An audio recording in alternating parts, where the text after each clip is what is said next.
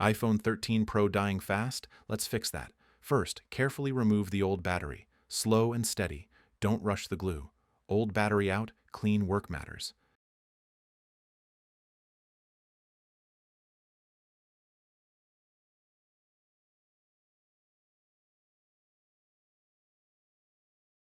Next, remove all glue from the bottom.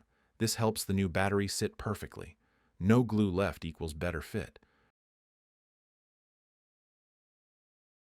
Press the battery glue first so it doesn't attach to the pink part. Now place the battery into position. Want the full tutorial? Like this video and comment below.